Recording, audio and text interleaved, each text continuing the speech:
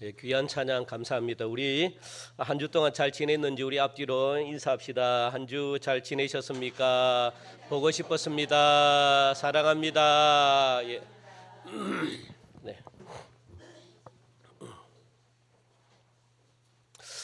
하나님은 참 이상하십니다. 그죠? 하나님은 우리 생각하고는 전혀 다릅니다. 대전에 있는 이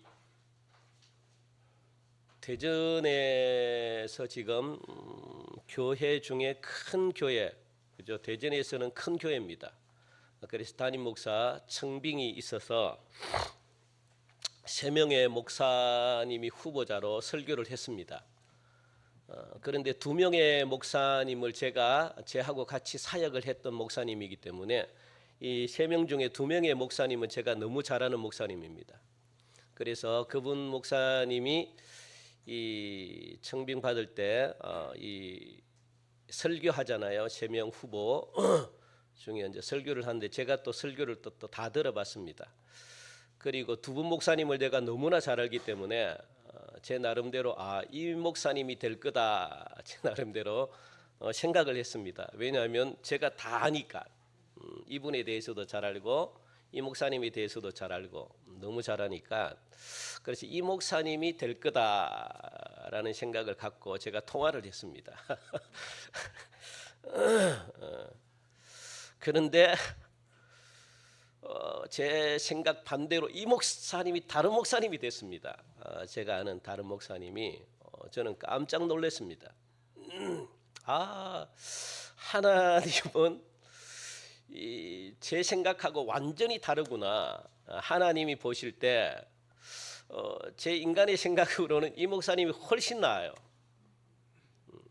설교도 그렇고 인품도 그렇고 사역하는 거나 모든 면에서 훨씬 나은데 그런데 교회는 이 목사님을 청빙했습니다. 그래서 인간의 생각으로는 다 틀리고 인간이 판단하는 것 다 틀립니다. 여러분들. 우리가 생각하는 것과 하나님이 생각하는 것은 완전히 반대입니다. 그래서 사람을 함부로 여러분들이 판단하면 안 됩니다. 사람을 함부로 정죄하면 안 되고 사람을 함부로 내 생각을 가지고 내 기준을 가지고 저 사람이 어떻다 이렇게 하면 안 됩니다. 하나님은 어떤 계획을 가지고 있는지 하나님의 기준은 무슨 기준을 가지고 뽑았는지는 모르겠지만 하나님만의 어떤 나름대로의 계획이 있을 거 아닙니까? 그죠? 그 계획대로 그 목적대로 그렇게 되는 겁니다. 그러니까 우리 뜻대로 되는 게 아니라 하나님의 목적과 하나님의 계획대로 됩니다. 그러니까 제가 될 거라고 생각했던 그 목사님은 하나님이 또 다른 어떤 계획과 또 다른 이 교회와 또 다른 곳을 하나님이 준비하셨겠죠, 그죠? 그런데 그 교회는 그 목사님, 저 목사님이 맞는 겁니다. 그러면 하나님의 뜻대로 그걸 여러분들 순응하시고 순종하시고 받아들이시기 바랍니다. 그래야지 여러분들이 화가 안 나요. 내 뜻대로 된다고 생각해가지고 내가 막 계획해놓은 대로 안 된다고 해가지고 불평할 것 하나도 없습니다. 하나님은 더 좋은 것으로 이렇게 계획했다는 거. 예. 그래서 여러분들은 기쁜지 감사인지 기쁨인지는 모르겠지만 그래서 제가 이 교회 오고 저로서는 기쁜데 여러분들의 입장에서는 기뻐할 일인지는 모르겠지만 그러니까 하나님의 계획은 진짜 놀랍습니다, 여러분들. 저도 마찬가지고 제가 한 교회 이 담임 목사잖아요. 그러니까 이 교회를 제 생각으로 이끌어가지는 않습니다. 아무렇게나 제가 계획 없이 이 교회를 이끌어가지는 않습니다. 저도 막 그냥 생각 없이 교회를 이끌어간다고 여러분들이 생각하면 큰 오산입니다. 제가 이렇게 막 그냥 하는 것 같지만 절대 막 하는 게 아닙니다. 그러니까 제가 이 동성교회라는 이 교회를 이끌어가기 위해서는요, 제가 3가지 동력을 가지고 제가 이끌어갑니다. 아무렇게나 제가 이끌어가는 게 아닙니다. 그게 뭐냐면 첫째는요, 말씀입니다. 말씀. 그래서 말씀은 뭔가를 자라게 하는 터와 같기 때문에 여러분도 너무 중요하잖아요. 그래서 말씀이 없는 이 교회는 마치 뭐가 없는 교회입니까? 터가 없는 교회고 말씀이 약한 교회도 마치 터가 약한 교회나 마찬가지입니다. 그러니까 교회는요 절대적으로 말씀입니다. 말씀. 여러분들의 믿음의 시작도 말씀이 들어가야만 믿음이 시작이 됩니다. 그리고 그 말씀을 통해서 어떻게 하면 여러분들이 기도하는 이 기도가 자라게 하고, 그죠? 그러니까 기도보다는 말씀입니다. 말씀이 믿음의 시작이고 말씀을 듣지 않고 기도만 열심히 하면 아무 소용이 없습니다. 믿음을 만드는 데는 말씀이 첫 번째고요. 그래서 말씀이 잘 자라야지 이게 터가 든든해지고, 터가 약하고 터가 무너지면 뭔가를 시작을 못합니다. 여러분들, 건물을 아무리 화려하게 세우고 좋은 일꾼을 많이 세워도 터가 약한 교회는요 언젠가 무너져요. 다 무너집니다. 그래서 말씀이 약한데 은사가 강하게 나타나거나 말씀이 없는데 뭔가 자꾸 기적이 나타나면 사탄이 얼마나 공격을 하는지 모릅니다. 그러면 그 교회는 갈라지고 깨져버립니다. 말씀이 없고 그냥 다른 게 강하게 나타나잖아요. 말씀이 없고 기도가 강하다, 말씀이 없고 은사가 강하다, 그 교회는 반드시 깨집니다. 갈라집니다. 사탄이 얼마를 공격을 하는지. 그래서 교회가 한두 사람이 떨어지는 것이 아니라 교회 자체가 그냥 깨져버리는 거거든요. 그래서 교회는 터가 중요합니다. 그 터가 뭡니까? 말씀입니다. 말씀. 그 말씀 중에서 특별히 오늘 제가 이제 하려고 하는 게 이 말씀의 기초가 되고 믿음의 기초가 되는 뭡니까? 구속사. 여러분들 구속사를 모르면은 신앙이 시작이 안 됩니다. 그래서 오늘부터 구속사를 알아보려고 하고, 이 구속사를 알아야지 여러분들 시대를 읽을 수가 있거든요. 지금 시대는 이런 시대구나. 구속사를 알아야만 시대가 보입니다. 그래서 이런 시대이기 때문에 우리 교회가 이렇게 준비해야 되고 내 개인이 이렇게 준비를 해야 되는구나, 이걸 갖다가 알게 됩니다. 그래서 요한계시록에 나오잖아요. 전쟁이 끝나고 기근이 끝나고 그러면 이게 또 순교자의 시대가 올 것이다. 순교자의 시대가 끝나면 또 뭡니까? 이게 적그리스도가 나타날 것이다. 그러면 예수님이 오실 때가 다 됐구나. 우리가 준비를 할 수가 있습니다. 이걸 모르면 준비가 안 됩니다. 그리고 교회로서 대처를 못합니다. 한국 교회가 전도가 어려워지는구나, 제가 이야기했잖아요. 그래서 나라 자체가 부유해지기 때문에 이제는 복음 자체가 들어가기가 힘들구나. 그래서 누구를 찾아간대요? 교회를 찾아가지 않고. 이 요즘 사람들은요 확실한 걸 보기를 원합니다. 확실한 걸. 그래서 무당을 찾아가잖아요. 무당은 바보가 찾아가는 게 아닙니다. 돈 많은 사람들이 찾아가고, 돈 많은 사람들이 뭡니까? 미래가 불안하니까 미래를 가르쳐 달라고 찾아가는 겁니다. 똑똑한 사람들이 무당을 찾아갑니다. 바보가 찾아가는 게 아니고 여러분들, 미련한 사람들이 찾아가는 게 아닙니다. 정치인들이나 돈 많은 사람들. 왜? 미래가 불안하니까. 그런데 그걸 교회가 해줘야 되잖아요. 교회가 못 해줍니다. 그러니까 교회에 올 메리트를 못 느낍니다. 그래서 이 아무리 말씀을 전하고 복음을 전해도 그들의 마음의 문을 열기가 그렇게 힘드네요. 그래서 어디로 갑니까? 많은 사람들이 선교를 떠나는 겁니다. 왜? 다른 나라 가면은 말씀 전하면 기적이 막 나타나니까, 능력이 막 나타나니까, 그들이 막 믿고 받아들이니까. 이것처럼 여러분들, 그래서 이런 것을 읽을 수가 있어야 되는데 이걸 읽게끔 하고 이 시대를 갖다가 분별시키게 하는 게 뭐냐? 구속사입니다. 구속사. 그러면 이 시대는 우리 교회나 나 자신이 이것을 해야 되는구나, 이것을 알려주고, 그래서 전체적인 구속사를 여러분들 알아야 되고, 두 번째는요, 제가 이 교회를 이끌어가는 원동력이 뭐냐? 성령의 사역입니다. 말씀이 있으면 성령의 사역. 그러니까 각자 개인이 하나님의 음성을 들을 줄 알아야 되는 거거든요. 왜요? 그래야지 우리가 상대를 해야 되는 사람들을 갖다가 알 수가 있기 때문에. 우리가 상대하는 사람이 누굽니까? 세상입니다. 세상 사람들을, 하나님의 음성을 들어야지 세상 사람들을 알 수가 있는 겁니다. 우리가 상대를 해야 되니까. 여러분들 사실 복음을 전해야 될 세상 사람들과 전혀 관계없이 그냥 나만 세상 사람들과 관계하지 않고 세상 사람들을 만나지 않으면 그냥 여러분들 이게 능력을 안 받아도 돼요. 말씀만 있으면 됩니다. 왜? 나만 구원받기 때문에. 나만 구원받는다면 그냥 말씀만 있으면 뭐 능력이고 기도고 뭐 필요가 없습니다. 왜? 내만 구원받는다면 말씀으로 충분합니다. 그래서 우리 믿음을 지켜나갈 수가 있는 건데, 그런데 우리를 부르신 하나님의 목적이 뭐냐? 우리를 어떻게 해요? 세상에 가서 무엇이 빛과 소금이 되가 그들을 구원하라고 우리를 불렀는데, 우리가 그 부르심의 목적을 이루지 못하면 우리가 신앙생활 할 이유가 없다고요. 나만 구원받기 위해서 신앙생활 한다? 그러면 하나님이 우리를 부르신 목적이 없다고요. 그래서 세상 사람들을 상대를 해야 되니까. 그런데 참으로 웃긴 것은 우리는요 세상을 상대를 해야 되는데, 그죠? 우리는 세상을 상대를 해야 되는데, 세상 사람들은 우리들이 정말로 값지다고 생각하는 거 있잖아요. 우리가 진짜 보배로 생각하는 게 뭡니까? 복음이고 예수님이잖아요. 그걸 우리는 막 전해주기 위해서 세상 사람들을 만나고, 그래서 우리는 이걸 갖다가 진주보다 더 귀한 보배로 우리는 생각을 하는데, 세상 사람들은 이걸 보배로 생각합니까?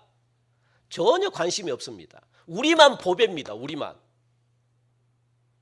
그러니까 이 보배를 전해야 되는데, 복음을 전해야 되는데, 그래야지 그들이 구원을 받는데, 그들은요 복음 자체, 이 보배 자체가 필요가 없는 사람들입니다. 전혀 관심을 갖지 않습니다.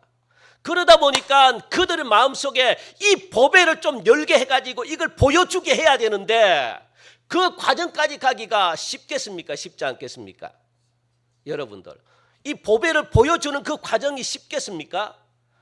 안 쉽다는 거예요. 그러다 보니까 뭔가 여러분들이 이게 좋은 이 선물의 포장지 있잖아요. 아름다운 선물의 포장을 해가지고 이 사람들이 뭔가 이게 막 뭔가 관심을 갖도록, 그래서 이 아름다운 이 상자, 이 아름다운 상자 속에 들어있는 이 보배를 열기 위해서는 상자를 받아야 되잖아요. 그래 어떻게 하면 이 아름다운 상자를 갖다가 저들에게 건네줄 수 있을까? 저들이 이 상자를 열게끔 할 수 있을까?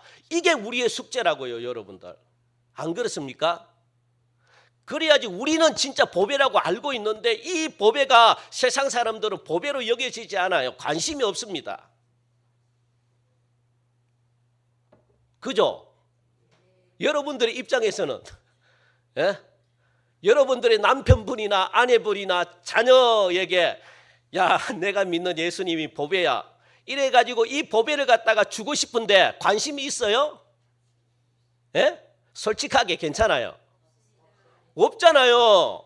관심만 있으면 그들이 전부 다 예수 믿게. 그래서 이 보배를 보배라고 받아들일 수 있게끔 뭔가 아름다운 박스에, 뭔가 아름다운 상자 속에 넣어가지고, 그죠? 그래서 그 박스를 보게끔 하는 게 뭡니까? 그게 축사고, 그게 은사고, 그게 권능이고, 그게 능력이라고요, 여러분들. 그걸 통해서 무당에게 가는 것처럼 여러분들, 우리는 무당보다 더 능력이 있어가지고 그들이 뭔가 와 해가지고 뭔가 그 속에 있는 걸 보여주게끔 하는 과정이 필요합니다. 그래서 성령의 사역이 필요합니다, 여러분들. 교회는 그게 없으면요 아무것도 못합니다. 왜? 옛날에는 괜찮아요. 옛날에는 성령의 사역이 없어서도 괜찮았어요. 왜? 너무 가난하고 힘든 시대를 살아갔기 때문에. 그게 2000년 전까지는 괜찮았습니다. 그런데 2000년 넘어오면서 여러분들, 우리나라가 잘 살아지면서 복음에는 관심이 없습니다. 왜? 잘 사는데 뭐 아쉬운 게 없는데요. 그러면 뭔가 그들에게 확실한 걸 보여줘야 되잖아요. 하나님의 음성을 내가 들어가지고 그들의 어떤 문제를 이야기해 준다든가. 그래야지 솔깃해가지고 보배를 갖다가 받아들일 건데, 그게 안 되니까 한국 교회가 메리트가 없습니다. 그래서 메리트가 없으니까 뭘로 합니까? 자꾸만 뭔가 교회를 크게 만들고, 자꾸 교회에 세상에 있는 이 갖가지 세상의 어떤 기능들을 갖다가 교회에 갖다 집어넣습니다. 그렇게 해서라도 관심을 좀 끌려고. 그런데 그게 단점이 뭡니까? 복음을 못 가르쳐 주는 거예요. 그거는 그냥 즐기다가 끝. 그래서 성령의 능력이 필요한 겁니다, 여러분들. 그러므로 제가 교회를 이끌어가는 두 번째 원능력이 바로 성령의 능력이고, 그 다음에 세 번째는 뭡니까? 그것으로 되겠습니까? 뭡니까? 천국의 소망을 갖게 하는 겁니다. 이게 진짜 중요합니다. 이 다르게 말하면 상급입니다. 상급의 소망을 갖게 하는데, 여러분들 천국이 좋은 것은요, 그 천국에 누가 계시기 때문에 그래요. 예수님이 계시고 하나님이 계시니까 좋은 거죠. 그 다음에 하나는 또 우리가 받을 이 영광이 있고 상급이 있으니까 좋은 겁니다. 아무리 우리가 말씀이 있고 구속사를 알아가지고 시대를 읽고 그 시대에 우리가 할 일을 알고 또 내가 성령의 능력이 있어가지고 세상을 갖다가 막 정복한다 할지라도 천국의 소망을 갖지 않으면 끝까지 못 갑니다. 그래서 마지막까지 달려갈 수가 없습니다. 끝까지 달려가는 신앙이 되지는 못합니다. 이게 그래서 굉장히 중요한 거예요, 여러분들. 그러니까 뭡니까? 사도 바울이 뭡니까? 표대를 향하여 달려가라는 게, 표대를 향하여. 목표가 있는 것과 없는 것은 진짜 여러분들 차이가 납니다. 예수님이 이 땅에 오신 목적도 우리를 죄에서 풀어서 자유를 주시고 저 하나님의 나라에 들어가게 하려고 예수님이 오셨다는 겁니다. 그러면 우리의 결국의 최종 종적 목적이 뭡니까? 하나님의 나라에 여러분들이 들어가셔야 돼요. 그런데 하나님의 나라는요, 아무 관심이 없네. 그냥 지금 여기 계신 분들도 하나님의 나라에 관심이 있습니까? 관심이 있어요? 하나님의 나라 그러면 하늘나라, 에이 그래 내가 죽으면 하늘나라 갈 거야, 뭐 이 정도밖에 생각 안 합니다. 사모하는 분들이 거의 없어요. 여러분들 소망하는 분들이 거의 없다고요. 이 땅에서나 잘 살면 되지 무슨 하나님의 나라까지 생각해. 힘들어 죽겠는데. 이렇게 생각하니까 신앙이 다 떨어집니다. 나중에 어려움이 오면요, 하나님을 원망하고 난리가 아닙니다. 여러분들 하나님의 소망을 안 품으면 진짜 여러분들 앞으로 적그리스도가 나타나고 앞으로 환란이 오면 이 환란 못 견딥니다. 진짜 제가 약속합니다. 못 견딥니다. 다 떨어져 나갑니다. 천국에 대한 소망이 없는 분들은요, 다 떨어져 나갑니다. 제가 100% 장담합니다. 못 견딥니다. 오늘 환란 못 견딥니다, 여러분들 진짜. 그러니까 이 구약의 모든 내용들을 보더라도 하나님이 약속하신 가나안 땅에 몇 명이나 들어갔습니까? 하나님의 은혜로 죄에서 자유를 누리면서 영광을 얻었던 구약의 수많은 백성들이 얼마나 많았습니까? 그럼에도 불구하고 여러분들 끝까지 하나님의 나라에 들어간 사람들이 얼마 없었다고 성경은 말합니다. 하나님의 영광을 본 사람들은 너무 많고 하나님의 기적을 본 사람은 너무 많고 하나님의 주신 은혜 구원의 어떤 감격을 느낀 사람들은 너무 많은데 끝까지 하나님의 나라에 들어간 사람들은 얼마 없다고 그렇게 성경은 말하네요. 뭐 가나안 땅뿐만 아니라 성경의 인물 왕정 시대도 마찬가지고 쭉 보면은 이게 하나님의 나라에 그렇게 믿음을 가지고 끝까지 간 사람들이 없다라고 성경은 많지 않다라고 다 떨어져 나가는 겁니다. 우수수 그냥 막. 그러므로 우리들이 중도에서 떨어지지 않고 끝까지 가려면 반드시 무엇이 있어야 되느냐? 우리 가운데 뭐가 있어야 된다고요? 천국에 대한 약속이 있어야 됩니다. 천국에 대한 소망 또 천국에 대한 상급을 바라보고 여러분들 가셔야지 끝까지 하나님의 나라에 갈 수 있습니다. 기억하시기 바랍니다. 진짜 여러분들 기억하시기 바랍니다. 그러니까 여러분들은 이제 어차피 저하고 한 배를 타신 분들입니다. 이 동성교회라는 이 한 배를 타고 갔기 때문에 뭐 어쩔 수 없습니다. 여러분들 뭐 싫거나 좋거나 뭐 그래서 최소한 한 배를 탔으면 최소한 제가 담임 목사인 이 제가 무엇을 원동력으로 이 교회를 이끌어가는지 이 정도는 여러분들 알고 함께 가셔야 됩니다. 목사님이 왜 저렇게 말씀을 이 예배 시간마다 길게 하냐? 말씀이 없으면 무너지기 때문에 여러분들. 그 정도 생각하면 이 말씀이 길지 않구나. 그리고 이게 여러분들 이게 세상 사람들을 상대하는 자이기 때문에 우리가 성령의 능력이 없이는 세상 사람들을 무너뜨릴 수가 없습니다. 그리고 그것으로 되겠습니까? 무엇으로? 마지막 하나님의 나라에 소망을 두지 않으면 끝까지 우리가 하나님의 나라에 갈 수 없구나. 그겁니다. 그러니까 제 나름대로의 어떤 계획을 가지고 저는 끌고 갑니다. 목사님 왜 저렇게 하십니까? 라고 할지라도 그러니까 모든 게 계획이 있고 그래서 여러분들 사람을 함부로 판단하면 안 됩니다. 저 사람이 멍청해 보이는 것 같아도 저 사람은요 저 사람 나름대로의 어떤 계획을 가지고 이렇게 살아가고 있거든요. 그걸 존중해 주셔야 됩니다. 그러니까 오늘부터 여러분들 구속사에 대해서 우리가 배워보겠는데 이 구속사라는 것은 무엇이냐? 하나님께서 어떻게 세상을 구원하시느냐 그 과정을 갖다가 역사로 쫙 이야기한 겁니다. 그게 구속사입니다.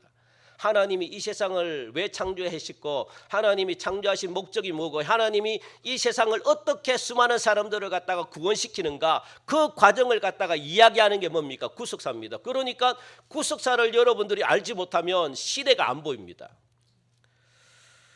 그러니까 우리들이 여러분들 말씀을 들을 때 제가 이제 삶 공부할 때도 이야기했잖아요. 여러분 듣는 것으로 설교를 들으면 안 돼요. 내가 들을 목적으로 설교를 들으면 아무것도 생각이 안 납니다. 무슨 목적으로? 여러분들이 가르칠 목적으로 들으셔야지 내 것이 되고 남습니다. 내가 가르쳐야 되겠다. 내 구역 식구들을 가르치고 아니면 내 자녀들에게 가르치고 내 가족들에게 뭔가 이 가르쳐야 되겠다. 이런 마음으로 들으셔야지 이 말씀이 내 것이 되지 그냥 듣는 것으로 끝나겠다. 여러분들 듣고 받은 것은요 반드시 말을 해야지 여러분께 됩니다. 그게 순종이거든요. 그게 행함이거든요. 그렇지 않고서는 이게 다 생각이 안 나요. 그냥 그래서 집에 돌아가서 여러분들 받은 은혜는 어디요? 말할 사람이 없으면 벽 보고 이야기하라 그러잖아요. 벽 보고 그냥 내가 오늘 이런 봐서 잘 들어봐 벽아. 그러면 그 가정이 은혜 받겠죠. 그 가정에 보고 여러분들이 여러분 가정에 가가지고 말씀을 때리 그냥 풀어놓는데 그러면 그 가정이 복을 받겠지 뭐 저주를 받겠습니까? 말씀이 풀어지는데. 그래서 모두가 여러분들 받은 은혜를 가지고 받은 말씀을 가지고 그냥 이것을 갖다가 그냥 가만히 내버려 두지 마시고 누군가에게 만나면 전해주세요. 내가 오늘 이 말씀 잘 들어봐. 그리고 전하는 겁니다. 그래야지 내 것이 되고 그래서 그 사람이 나를 통해서 제자가 되고 저 사람이 나를 통해서 변화를 받습니다. 듣든지 아니 듣든지 그냥 해버리세요. 그냥 막 해버리면 어느 순간부터 들어오겠죠. 여기 우리 또 뭐 강윤식 권사님이 계시지만 조경식 성도님이 지난주 수술 받으셨잖아요. 그래서 수술 받기 전에 제가 새벽 예배 마치고 제가 바로 6시 한 10분 정도 가가지고 제가 수술 받기 전에 기도해 주고 왔습니다. 와달라고 그래서 그냥 갑자기 이제 그 새벽에 그냥 가고 싶더라고요. 그냥 그 소리 듣고 수술한다는 소리 듣고 그래서 제 아내하고 같이 그렇게 다녀왔습니다. 가도 되겠냐 하니까 오십시오 하면서 그러면서 조경식 어르신이 고백하는 게 뭔지 아십니까? 제가 이야기했습니다. 이제는 우리 어르신 하나님이 부르시는 것 같아요. 이제는 신앙생활 같이 열심히 합시다 하면서 쭉 이야기하고 그러면서 이제 조경식 성도님이 입으로 고백합니다. 내가 참 내 아내도 마찬가지고 우리 강건사도 마찬가지고 그렇게 교회 열심히 다니자 그랬고 했는데 여러분들 건강은 자기 힘으로 지켜진다고 해서 건강이 지켜지는 게 절대 아닙니다. 아시겠습니까? 자기가 아무리 여러분들 운동하고 아무리 노력해도 하나님이 보호해 주지 않으면 여러분 생명은 하나님께 있습니다. 제가 그 이야기를 했습니다. 그러니까 맞습니다. 목사님 그동안 제가 너무 많이 교만했습니다. 교만했다고 이야기를 해요. 너무 많이 교만했습니다. 제가 진짜 나는 막 내 힘으로 살 수 있을 것 같고 그 조경식 어르신이 여러분 청년 때 열심히 신앙생활을 했던 분입니다. 그러면서 저는요 청년 때 얼마나 열심히 했는 줄 아십니까? 하면서 막 이야기하면서 내가 너무너무 교만했습니다. 막 하면서 고백하는 게 저는 너무 감사했습니다. 진짜 감사했습니다. 그러면서 이제부터 우리 다시 신앙생활 열심히 합시다. 그렇게 하고 기도해주고 이렇게 왔는데 여러분들 꼭 기억해. 내 인생은 내가 아닙니다. 진짜 내 것이 아닙니다. 그러니까 이게 여러분들이 이게 진짜 하나님의 은혜라는 사실을 갖다가 모르면 전부 다 내가 뭔가 하려고 합니다. 내가 뭔가. 그래서 이 말씀을 통해 가지고 자꾸 여러분들이 전해줌으로 말미암아 그 사람들을 제자로 삼아 버려야 되고 그것 때문에 여러분들 저와 여러분들을 불렀다는 사실을 여러분들 꼭 기억하시고 그래서 여러분 가르쳐 보면은 진짜로 내게 되거든요. 가르쳐 보면 나도 살게 되거든요. 나도 자꾸 그래서 저는 이게 말씀을 제가 자꾸 여러분 설교하잖아요. 그래서 제 영은 저는요 자꾸 영이 자랍니다. 왜? 말씀을 자꾸 가르치니까. 가르쳐야만 영이 자랍니다. 여러분들 전해야만 영이 자랍니다. 가르쳐 보면 내 것이 됩니다. 뭐 잘 가르치든 못 가르쳐도 상관이 없습니다. 이걸 가만히 있으면요 영이 안 자라요. 듣는 것으로는 유지는 하되 자라질 않습니다. 그래서 계속 그 말씀에 순종하는 거잖아요. 우리가 이 행한다는 것은 한다는 거거든요. 그래야지 이게 계속 듣고 요 속에서 계속 전하고 그러면서 막 이게 계속 반복되면서 무엇이 행동으로 나가게 되는 거거든요. 그러니까 뭐든지 여러분들 가르쳐야지 내가 살도록 되어 있습니다. 어느 목사님이 이런 말씀을 하십니다. 제자 훈련은 반복 훈련이다. 한 번 들었다고 해가지고 그 사람이 절대로 깨지지 않는데 한 번 듣는 것으로는 안 됩니다. 두 번 듣는 것으로는 안 됩니다. 넘어진 사람이 일어나고 넘어진 사람이 용사가 되는 비결이 있는데 같은 말을 100번 이상 들어야지 무엇이 됩니까? 사상이 되는 겁니다. 사상이 되어야지 그 사람이 그 말씀 가지고 살아가게 되는 거예요. 그래서 사상자들 있잖아요. 사상. 굉장히 무서운 사람들입니다. 그 사람은 행동하게 됩니다. 사상이 어떻게 됩니까? 계속 반복하는 거예요. 반복해서 듣는 겁니다. 그 북한 탈북했던 사람들 여러분 간증 들어보셨습니까? 전에 있던 교회에서 탈북했던 금요철야 때 탈북했던 그 뚱뚱한 분 누구죠? 순실 그 양반하고 또 이쁜 분 있는데 이연애 하여튼 6분인가 정도 오셔가지고 간증을 하셨습니다. 그분들이 전부 다 그래요. 왜? 북한에 있던 이게 사상 교육을 너무 많이 받아가지고 당연히 그렇다고 생각하고 당연히 행동을 하는 겁니다. 그 사람들 진짜 무섭습니다, 여러분들. 사상 교육을 받았던 사람들은 정말 무섭습니다. 이단들도 왜? 사상 교육을 받기 때문에 계속 반복하니까 이게 행동으로 나가요. 그 사람들은 못 막습니다. 얼마나 무서운지 아십니까? 목숨 내놓고 행동합니다. 왜? 계속 반복해서 들으니까. 우리도 말씀도 마찬가지로 계속 반복 한 100번 정도 여러분 돼야지 이게 사상이 돼가지고 이게 나도 모르게 행동으로 나가게 돼요. 믿음으로 나가게 됩니다. 한두 번 들어가지고 절대 안 변합니다. 이게 계속 듣다 보면 나도 모르게 그냥 행동으로 이게 나가게 돼요. 그래서 사상자들은 행동하는 사람이거든요. 이 사람들은 절대로 타협 안 합니다. 진짜 무섭습니다, 여러분들. 그러니까 결국은 뭡니까? 늘 듣던 말씀이 그 사람을 살리는 겁니다. 그래서 계속해서 같은 말이라도 들으시고 또 여러분들도 계속해서 같은 말을 하시기 바랍니다. 그래서 여러분들의 가르침이 여러분들의 듣는 것이 여러분들의 사상이 되고 믿음이 되고 능력이 되기를 여러분을 축복합니다. 그래서 말씀은 진짜로 놀랍습니다. 살리는 것은 영이다라고 말하는 거예요. 여러분들을 살리는 것은 무엇이? 영이 살립니다. 영이 뭡니까? 말씀이거든요. 결국은 말씀이 살립니다. 그런데 육으로 하는 모든 것들은 뭡니까? 무익하다라고 말합니다. 육으로 하는 모든 것들은요 살릴 수 있을 것 같은데 못 살립니다. 결국 여러분들 죄송합니다. 조경식 어르신이 고백한 게 그거잖아요. 육으로 했던 모든 것들이 무익하다 이 고백이거든요. 자기가 아무리 건강을 지켜진다고 해가지고 여러분들 그게 건강을 지켜지겠습니까? 하나님의 도우심이죠. 제가 이야기했습니다. 어르신 건강은요 죄송하지만 하나님이 그만큼 어르신을 사랑하기 때문에 여기까지 지켜주셨습니다. 제가 그 고백 이야기를 했습니다. 물론 내가 운동하게 해가지고 뭐 이것도 있습니다. 맞습니다. 그거는 인정해야죠. 그거는 열심히 운동해가지고. 그런데 열심히 해가지고만 되는 게 아니라 그 속에 무엇이 하나님의 은혜가 더딥혀져야 돼요. 하나님의 은혜가. 내가 아무리 노력한다고 해서 나로 끝나버리면 무익합니다.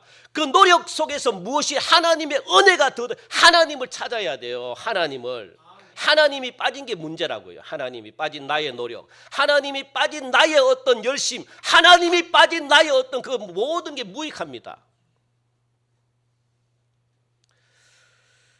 그래서 여러분들 성경을 많이 읽으셨던 분들은 여러분 성경을 읽으면 성경이 말하는 핵심이 딱 보입니다. 이 성경이 무엇을 말하는지 딱 보입니다. 그래서 성경의 핵심은요 두 개입니다. 두 개가 딱 보입니다. 화면을 볼까요? 뭡니까? 하나는 뭡니까? 창세기 3장 15절이 보이고 두 번째는 뭡니까? 창세기 12장 1절부터 9절이 보입니다. 이 두 개의 구절인 두 개의 각각의 핵심이 아니라 한 가지 주제입니다. 한 가지 똑같은 내용입니다.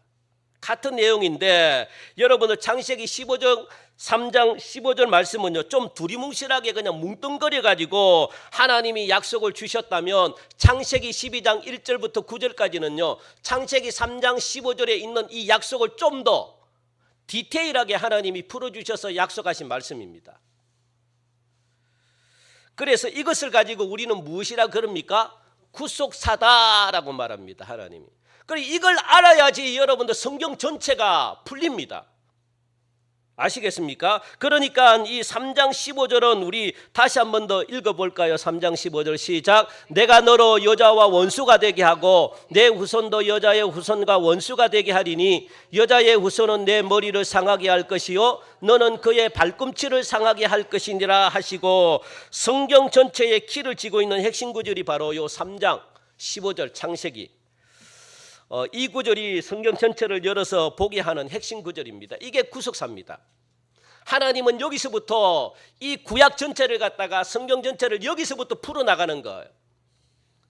하나님이 어떻게 구원을 할 것인가 여기서부터 쫙 보이면서 이렇게 구원할 것이다라고 하면서 하나님이 주신 내용들이 성경입니다. 사사시대는 이렇게 구원할 것이고 그리고 왕을 통해 가지고 이렇게 구원할 것이고 그리고 또 흑암 암흑시대를 갖다가 통해 가지고 이렇게 구원할 것이고 하나님은 이렇게 쭉 풀어놓은 게 출애굽, 레위기, 민수기, 신명기 쭉 이 성경입니다. 여러분들. 그리고 예수님이 이렇게 올 것이야. 이게 성경이에요. 이게. 그러니까 이걸 모르면은 여러분 성경 전체가 보입니까? 안 보입니까? 안 보여요. 왜 성경을 이렇게 지었는지 이것 때문에 지었다고. 이것 때문에 하나님이 우리를 구원하려고. 그러면 어떻게 구원을 할 것인가? 요렇게 구원할 것이다. 그래서 성경을 갖다가 창세기, 출애굽, 레위기, 민수기, 신명기 요렇게 하나님이 역사할 거야. 요렇게 할 거야. 요걸 보여주고 디테일하게 풀어준 게 성경입니다. 그 창세기 3장은 뭡니까? 뱀의 말을 듣고 하와가 하나님께서 먹지 말라고 명하신 선악과를 따먹었을 때 이것으로 인한 벌이 기록되어 있는 게 창세기 3장이거든요. 특별히 여러분들 우리 3장 14절 우리 14절 우리 같이 한번 읽읍시다. 3장 14절 시작. 여호와 하나님이 뱀에게 이르시되 내가 이렇게 하였으니 내가 모든 가축과 들의 모든 짐승보다 더욱 저주를 받아 배로 다니고 살아있는 동안 흙을 먹을지니라. 아멘. 그러니까 14절은 사탄의 도구로 쓰임을 받았던 뱀에게 주신 두 가지 벌에 대해서 이야기하고 있고 15절은 뱀에게 주신 벌이 아니라 누구의 뱀 속에 들어가 있는 사탄에게 주신 벌입니다. 15절은 14절은 뱀에게 주신 벌이고 15절은 누구에게? 사탄에게 준 벌이고. 자, 그러면 뱀에게 준 두 가지 벌이 뭡니까? 첫 번째는 우리 화면을 보면 첫 번째는 뭡니까? 그렇죠. 배로 기어 다니는 것입니다. 그러니까 배로 기어 다녔다는 것은 그전에는 뱀이 다리가 있었다는 겁니다. 도마뱀처럼 악어처럼. 그런데 사탄의 도구로 인해 가지고 아담과 하와를 넘어뜨렸기 때문에 다리가 없어지고 어떻게 해요? 배로 기어 다니게 너는 벌을 받았다. 그리고 두 번째 벌은 뭡니까? 살아있는 동안 흙을 먹을 것이다 라고 그렇게 말하잖아요. 이 뱀이 주로 먹는 음식이 뭡니까? 뱀의 주식이 뭡니까? 예? 그렇죠. 개구리하고 또 벌레 뭐 이런 것들이잖아요. 흙을 예. 그러니까 개구리도 먹고 쥐도 먹고 뭐 새도 먹고 이렇잖아요. 그런데 왜 흙을 먹을 것이다 라고 했을까? 뱀이 배로 기어다니니까 앞에서 뭐가 날립니까? 흙이 날리죠. 그러면 뭐 어디로 들어옵니까? 입으로 들어올 수밖에 없습니다. 그래서 그것을 먹게 될 것인데 이것이 뱀에게 주신 두 번째 벌이다라고 말합니다. 그래서 14절에는 뱀에게 주신 벌이고 그러면 성경의 열쇠를 쥐고 있는 15절의 말씀은 사실 여러분들 이 뱀에게 준 벌이 아니라 누구에게? 사탄에게 주신 벌을 기록하고 있는데 15절 보니까 내가라고 나오죠. 내가는 누굴까요? 내가 하나님입니다. 그리고 너는 누굽니까? 너로 예?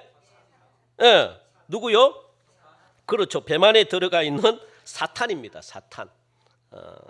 뱀이 아닙니다. 예, 그래 하나님께서 사탄에게 뭐라고 이야기합니까? 여자와 원수가 되게 하겠다라고 그렇게 말씀하시는데 여러분들 3장 15절을 풀기 위해서는 여자를 알아야 돼요. 여자. 구속사는요 여자를 알아야 됩니다. 여자를 그래 누구인지 정확하게 아셔야 됩니다. 여자가 누굴까요? 예? 우리 화면을 한번 봅시다. 뭐 어떤 분들은 우리 교회는 아닌데 다른 분들은 마리아다, 뭐 하와다, 뭐 이렇게 그냥 여자들이다라고 이렇게 하는데 구속사에서 말하는 여자는 뭡니까? 구약의 교회를 말합니다. 그리고 좀 더 구체적으로 이야기하면 오실 예수 그리스도의 통로로 쓰였던 구약의 성도들을 이야기합니다. 그리고 또 다르게 말하면 오실 예수 그리스도의 직계 조상들을 말합니다. 직계 조상들.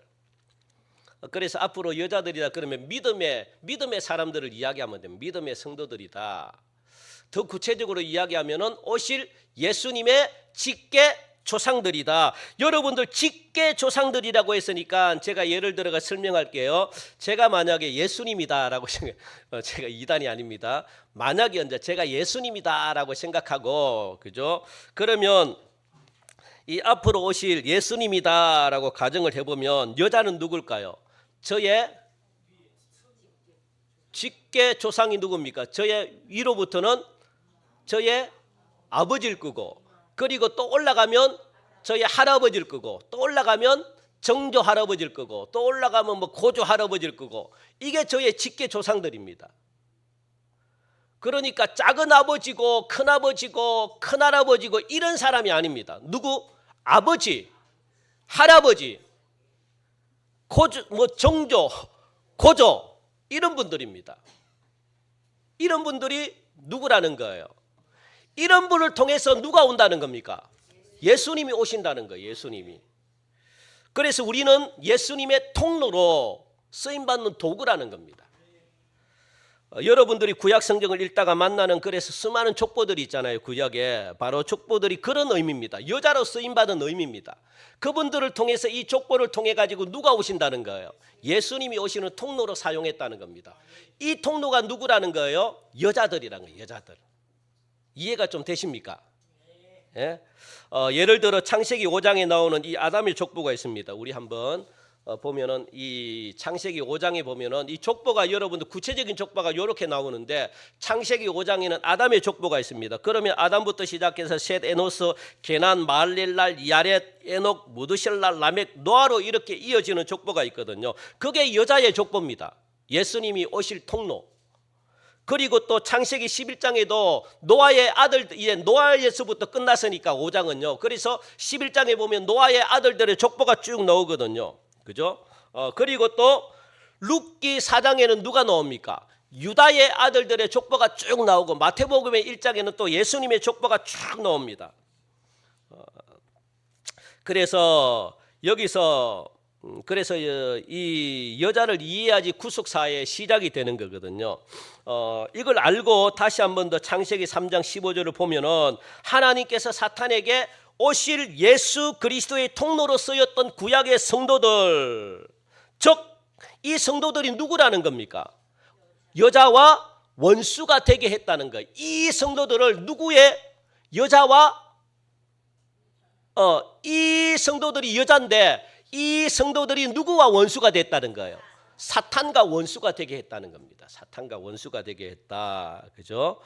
통로로 쓰임 받았기 때문에 그래서 여자가 살아서 계속 여자가 살아가지고 계속 자손을 낳으면 무엇이 사탄의 권세, 권세가 상하게 될 것이다. 머리가 상하게 될 것이다. 라고 그렇게 말하거든요. 이처럼 여러분들 우리 화면을 한번 봅시다. 이 계속 여러분 자손을 낳으면 끝에 여자의 후손이 누가 옵니까?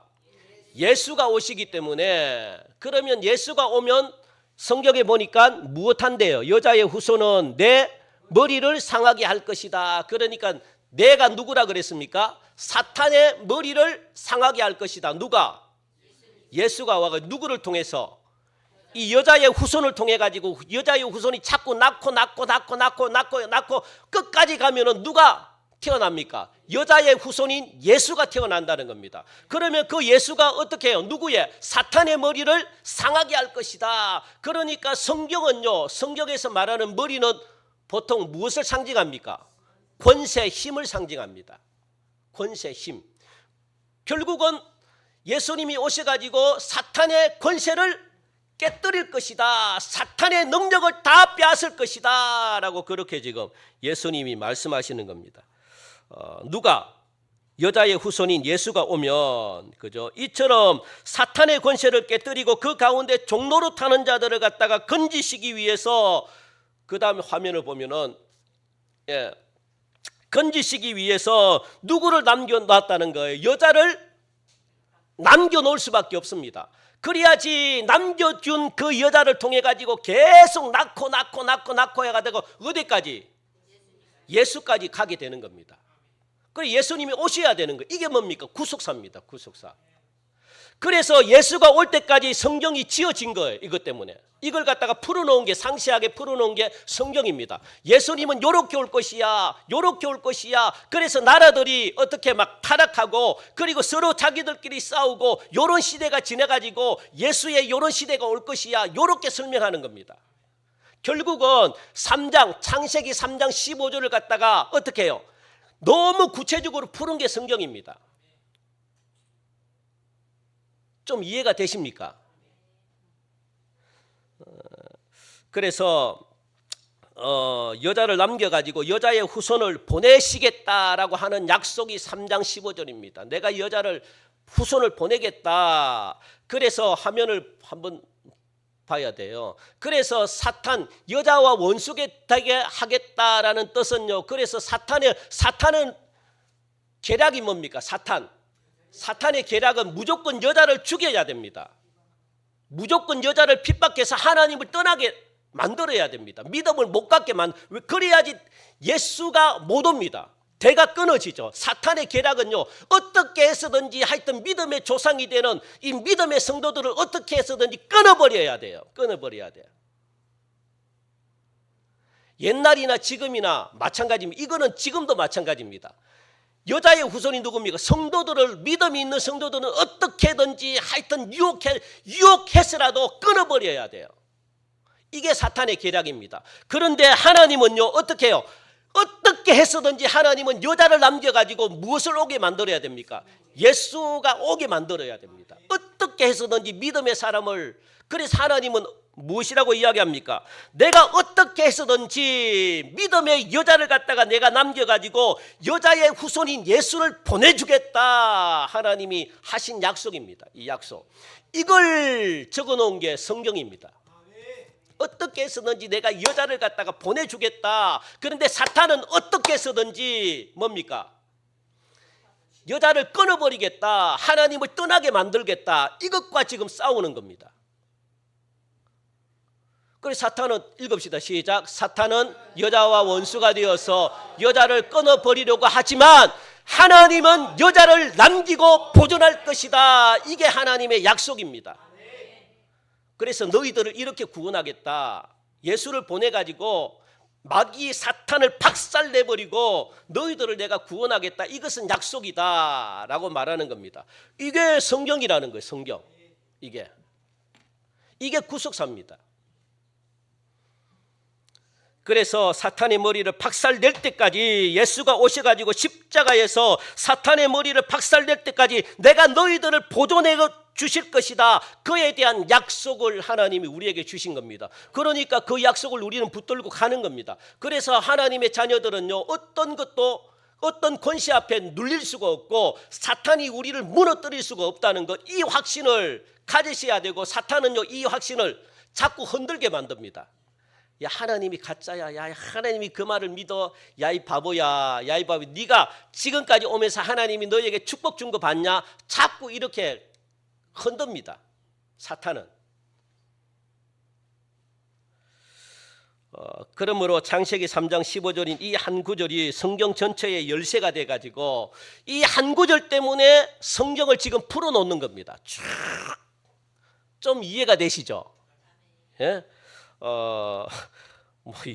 이해가 안 되시면 계속 들으시면 됩니다. 앞으로 계속 그냥. 그래서 이것을 이제 성경이 풀어나가는 거예요. 그렇다면 구약 성경 내용이 뭔가? 사탄은 할 수만 있으면 여자와 끊어지게 할 것이고, 그렇지만 하나님은 어떻게 해요? 여자를 보존할 것을 갖다가 말씀해 주는 게 성경이라는 것. 사탄은 여자를 죽이든지 유혹해서 범죄하게 하든지 아니면 핍박해서든지 여자가 끊어지게 할 것이지만 하나님께서는 하나님의 모든 지혜, 하나님의 모든 능력을 동원하셔가지고 여자를 보존하고 남길 것이다. 언제까지입니까? 여자의 후손이 올 때까지.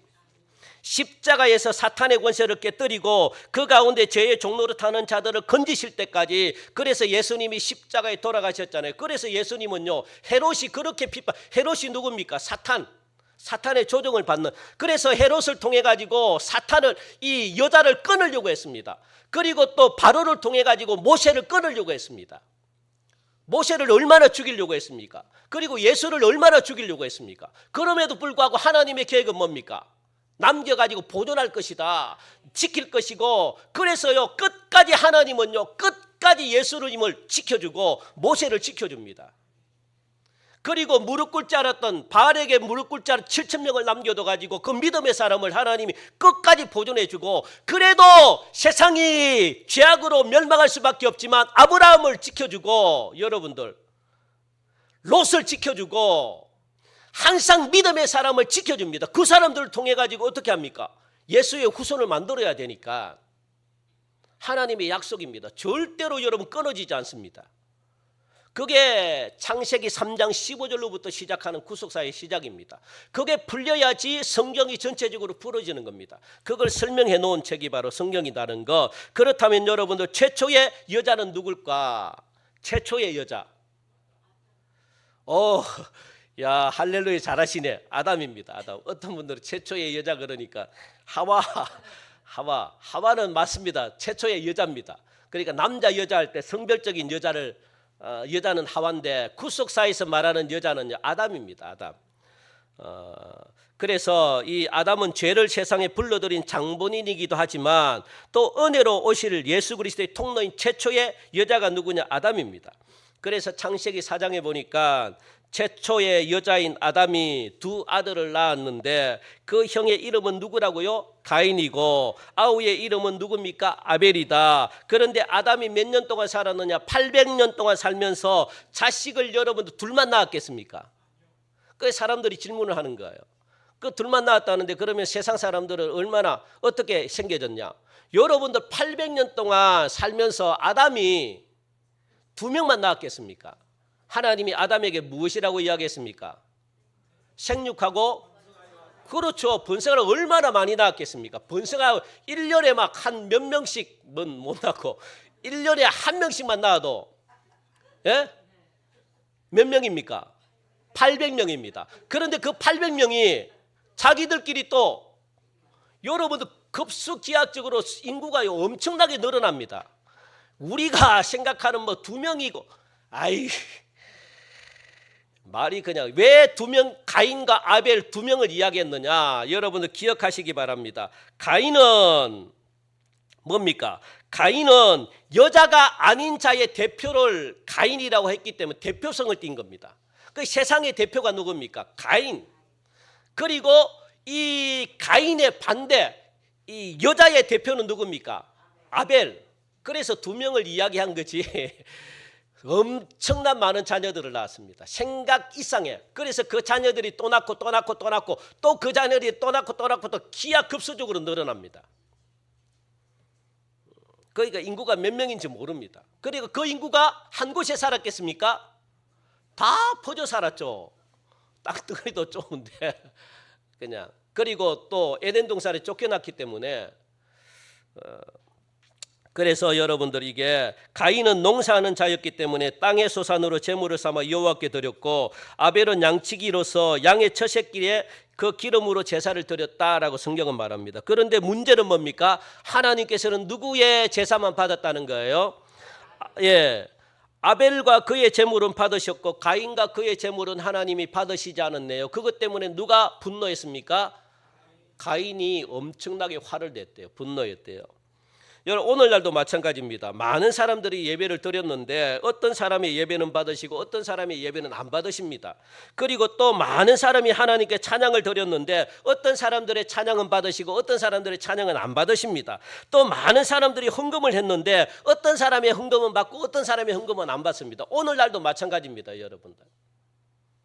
이 구약에만 안 받고 그게 아니라 오늘날도 마찬가지예요. 우리가 같이 예배를 드리면서도 하나님이 받는 예배가 있고 안 받는 예배가 있고, 같이 헌금을 했는데도 그 헌금을 받는 헌금이 있고 안 받는 헌금이 있습니다. 다 받는다고 생각하면 안 됩니다.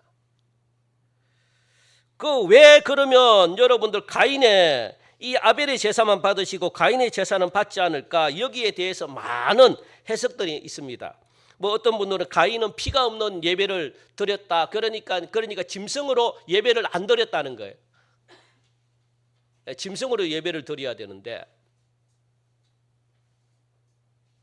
그죠? 피가 없었다. 그러니까 피가 없는 예배를 드렸다. 또 어떤 분들은요, 예배 드리는 자의 삶도 중요한데 가인은 예배자로서의 바른 삶을 살지 않았기 때문에 그렇다. 평소에 행동이 악했기 때문에 그렇다. 모두가 맞는 말입니다. 그런데 구속사의 입장에서는요, 왜 이 가장 정확한 답이 뭐냐 보니까 우리 히브리서 11장 1절 우리 한번 볼까요? 뭐냐면 오실 예수 그리스도에 대한 믿음이 없었기 때문이다라고 그렇게 말하거든요. 우리 히브리서 보입니까? 오실 예수 그리스도에 대한 믿음이 없었기 때문에 하나님은 가인의 제사를 받지 않았다. 그래서 히브리서 11장 1절 시작. 믿음은 바라는 것들의 실상이요. 히브리서 11장 4절. 믿음으로 아벨은 가인보다 더 나은 제사를 하나님께 드림으로 의로운 자라 하시는 증거를 얻었으니 하나님이 그 예물에 대하여 정언하심이라. 그가 죽었으나 그 믿음으로서 지금도 말하느니라. 아멘. 그 히브리서 11장은 믿음장으로 유명하잖아요. 여기 보면은 믿음으로 아벨은 가인보다 더 나은 제사를 드렸다. 그죠? 그래서 아벨의 제사를 받으신 것은 무엇 때문에 받았다는 거예요? 그의 믿음 때문에 받았다는 겁니다. 그러면 여러분들 이게 여러분들이 동의하십니까? 믿음으로 아벨의 제사를 받았다는 것? 그러면 동의하시면, 그러면 여러분들에게 또 한 가지 제가 질문을 하면, 뭔가를 내가 믿었는데 믿은 대로 다 실상이 될까요? 믿음대로 다 이루어질까요? 뭔가를 우리가 믿었는데, 예를 들어 가지고 실상은 뭔가 나타나는 거잖아요. 믿은 대로 나타나는 거. 그런데 예를 들어 가지고 제가 어떤 여자 청년이 교회에 이제 보니까 우리 교회에 이제 이상적인 오빠가 있어. 여자 청년이 보기에 너무 막 내 스타일이야. 그래서 이상적인 교회 오빠를 만났다고 합시다. 그래서 하나님께 기도합니다. 하나님, 저 오빠가 내 오빠 될 줄로 믿습니다. 그렇게 기도했다고 해요. 그러면 되겠습니까? 물론 이제 될 수도 있지만 제 생각에는 안 될 가능성이 한 3분의 2 정도는 안 될 가능성이 많습니다. 이거는 여러분들 잘 기억하시기 바랍니다. 이거는 누구의 믿음입니까? 그냥 자기의 믿음이 자기의 신념입니다. 그냥 자기 생각입니다. 자기 생각으로 믿은 겁니다. 그러니까 히브리서 11장에 나오는 이 믿음이 아니라 자기의 어떤 생각, 자기의 생각을 믿어버리는 거예요. 그거는 여러분들 이게 어떻게 보면 긍정의 힘입니다. 긍정의 힘이 왜 그겁니까? 자기 생각을 믿어버리거든요. 그거는 성경이 말하는 믿음이 아닙니다. 성경이 말하는 믿음이 뭡니까? 무엇을 믿으래요? 하나님의 말씀, 약속을 믿으라. 그걸 믿는 게 믿음입니다. 내 생각을 믿는 게 믿음이 아니라, 여러분들이 이거 헷갈리면 안 됩니다. 우리는 자꾸 내 생각을 가지고 이걸 믿음이라고 생각해가지고 자꾸 그냥 내가 가지고 있는 생각을 믿는 거예요. 하나님이 믿으라고 했을 때는요, 요걸 믿으라 그러는 거예요. 하나님의 말씀을 믿어라. 말씀 속에 있는 약속을 붙들고 기도해라. 그러면 제가 누누이 이야기하잖아요. 100% 여러분들이 10가지 기도하면 10가지가 다 응답되는 비결이 뭐냐? 하나님의 약속을 붙들고 그 약속을 달라고 떼쓰는 거. 하나님은 약속했기 때문에 꼼짝 못합니다. 그러니까 하나님 구하라고 해가지고 내가 구했습니다. 이게 믿음입니다. 하나님 여기 보니까 아브라함에게 주시겠다고 약속하셨는데 이 말씀대로 내가 하겠습니다. 여러분들 이게 믿음입니다. 그러면요, 하나님이 하라는 게 있을 거 아닙니까? 예? 그러면 그것대로 하는 게 믿음이라고요. 그러니까 순종이 믿음입니다, 여러분들. 그래서 하나님이 말씀으로 약속하신 것을 믿음으로 바라면 다 실상이 된다. 또 하나님이 그 예물에 대하여 정언하셨다는 말씀이 나오죠. 하나님께서 아담이나 가인이나 아벨에게 예물에 대해서 미리 얘들아 정결한 짐승을 예물로 드려라. 이게 여러분들 약속이라고요. 이걸 하나님이 말씀하셨잖아요. 무엇으로 드리라는 거예요? 정결한 짐승을 잡아서 드려라. 하나님이 그렇게 말씀하잖아요. 이런 것들이 정결한 짐승이다 하고 해가지고 하나님이 정결한 짐승에 대해서 말씀해 주잖아요. 이것대로 순종하는 게 믿음입니다. 내 생각대로 그냥 믿어버리는 게 아니라 하나님이 나와 있는 이 말씀대로 내가 사는 게, 그래서 정결한 짐승은 이것이야 라고 말하면서 쭉 이야기를 해줍니다. 이 정결한 짐승은 오실 예수님을 상징하는 거야. 그러니까 중요한 거야. 이대로 해. 이렇게 증언하셨다는 거. 그런데 아벨은 이것을 믿음으로 받아들이고 이렇게 했다는 거예요. 제물을 드릴 때. 알겠습니까? 그런데 가인은 자기 마음대로 그냥 했다는 겁니다. 이것과 상관없이 그냥 자기가 드리고 싶은 대로 드렸다는 거예요. 그거는 믿음이 아니라는 겁니다. 좀 이해가 되십니까? 그러니까 믿음 없이 그냥 드린 가인의 예배는 하나님이 안 받으셨다. 그러자 분노한 가인이 아우인 아벨을 쳐 죽여버립니다. 우리가 인간적인 눈으로 볼 때는 자기의 예배는 받지 않으시고 아우의 예배만 받은 것에 대해서 분노 때문에 가인이 아벨을 죽였다고 생각하는데 그게 아닙니다. 여러분들, 우리 눈에는 보이지 않는 가인의 뒤에 누가 있어요? 가인의 뒤에 사탄이 있다는 거 아셔야 됩니다. 사탄은 뭐 하는 자입니까? 믿음의 여자들을, 그렇죠, 시험에 들고 유혹하고, 그리고 믿음의 대를 끊게 하는 게 사탄입니다. 그러니까 아벨이 믿음이 있기 때문에, 아벨이 여자이기 때문에 어떻게 해서든지 아벨을 죽여야 돼요. 어떻게 해서든지 아벨을 넘어뜨려야 됩니다. 그러니까 누구에게? 가인에게 사탄이 들어가 가지고 어떻게 해서든지 아벨을 갖다가 끊으려고 하는 겁니다. 믿음의 대를 끊으려고 하는 겁니다. 이게 오늘날 우리에게도 해당됩니다. 여러분들. 그래서 같은 부부지만 안 믿는 남편이나 안 믿는 아내가 나를 핍박하는 이유가 뭡니까? 그 속에 사탄이 들어가 있어서 사탄은 무조건 하나님의 약속을 끊으려고 합니다. 이 여자를 갖다가 끊어야지 자기 마음대로 하지. 이게 오늘날도 있습니다. 그러니까 믿는 자들을 박해합니다. 그리고 또 믿는 자들에게 와가지고 이단들이 막 유혹합니다. 그래서 성적으로도 다 넘어집니다. 여러분들. 어떻게 해서든지 하여튼 하나님으로부터 믿음을 떨어지게 하는 게 사탄의 전략입니다. 어떻게 해서든 핍박을 통해서 하든지 유혹을 해서 하든지 하여튼 죽이든지 막 그냥, 그래서 자살을 많이 하게 하죠. 그래서 아벨이 여자이기 때문에 아벨이 죽어야지 여자가 없어지고 여자의 후손이 와서 사탄의 머리를 깰 것이라는 예언이 이루어지지 않기 때문에, 그래서 가인이 사탄의 도구로 쓰임받은 겁니다. 여러분들, 이 사실은 어쩔 수가 없습니다. 오늘날도 마찬가지라는 사실을 여러분들 꼭 기억하시고, 오늘 여기까지 합시다. 여기까지 하고 다음 주 계속 이어지고, 그 다음 주 또 이게 또 이제 이 창세기 12장 그 구석사를 알아야만 여러분들이 성경이 전체적으로 이해가 됩니다. 신앙이 잡힙니다. 그래서 여러분 이걸 꼭 기억하시고, 이번 주 한 주도 여러분들 이런 어려움이 오고 유혹이 오면 기억하시기 바랍니다. 아, 내가 예수님의 이 후손, 내가 이 여자이기 때문에 사탄은 나를 넘어뜨리려고 해가지고 이 예수님이 오실 예수님을 못 오게 하시는구나. 이걸 여러분들 기억하시고 한 주 동안 여러분들이 승리하시는 저와 여러분들이 되시기를 주님의 이름으로 간절히 축원드립니다. 하나님 감사합니다. 오늘도 귀한 말씀 우리에게 들려주셨습니다.